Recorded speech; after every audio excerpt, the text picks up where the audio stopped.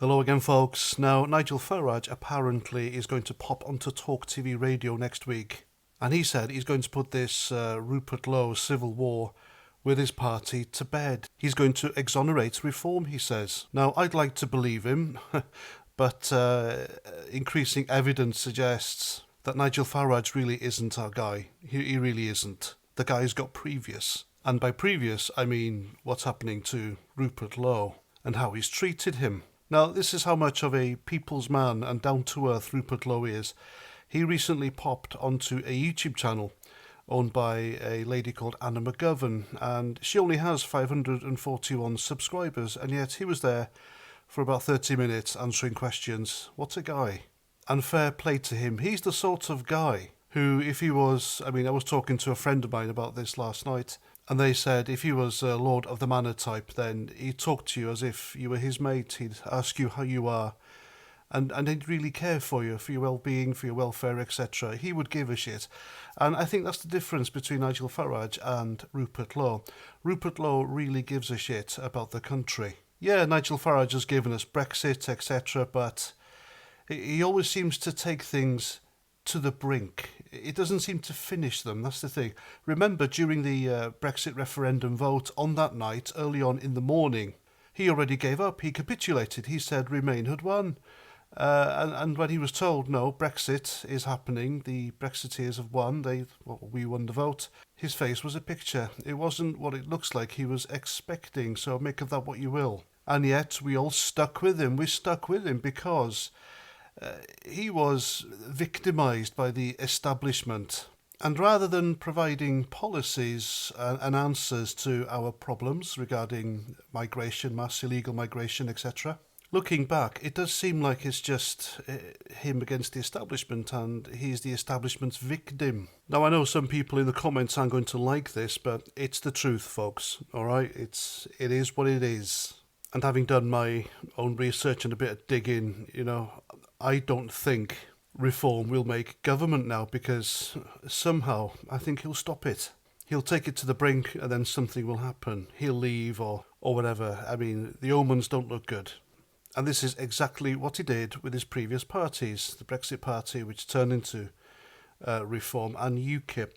And it was in UKIP that this pattern happened, where Nigel and his team used whatever party chairman at the time to destroy or remove colleagues who started to outshine him. And you got a long list of names. You've got Stephen Wolfe, he did it to him. Robert Kilroy-Silk, he was a former Labour MP. And then in 2004, correct me in the comments, he challenged Farage for the UKIP leadership. And he used more or less the same words as Rupert Lowe did recently in describing the party under his stewardship. Robert Kilroy-Silk said the party was, or UKIP was, unskilled, not democratic enough, didn't have the organisation, etc. Same thing Rupert Lowe said.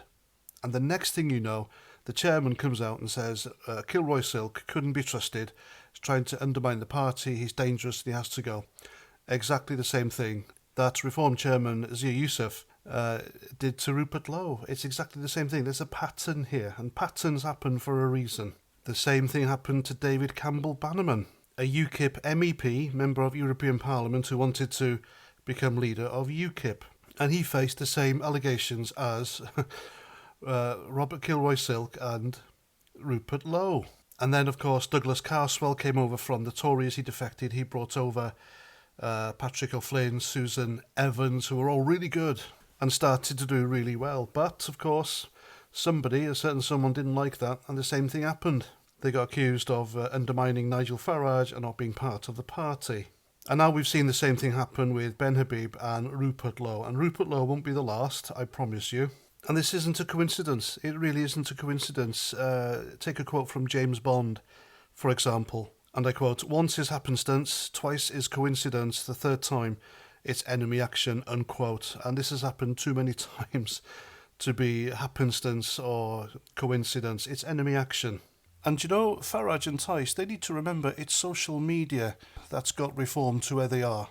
And it's social media that's going to take them down, I think, because from what I'm seeing, social media has largely turned against them because of this whole thing. So social media has figured them out for what they really are, and it's not looking good for them. Now, as we speak, of course, Rupert Lowe has invited or given an open letter to Farage to make things up, etc. But I think Rupert Lowe needs to take the hint. It's not going to happen. And it's not going to happen because Nigel Farage's image has been dented because of this. Nigel Farage chose the wrong guy at the wrong time because he's loved by the people. Rupert Lowe, that's the difference. I genuinely believe that Rupert Lowe actually gives a damn about the British people and he wants to do something about it. He's not in Parliament for his own gain. He donates his salary to charity. But I'm telling you now, I've come to the conclusion that everything I said about reform, I'm convinced they're going to be government and Farage will be Prime Minister. It's not going to happen.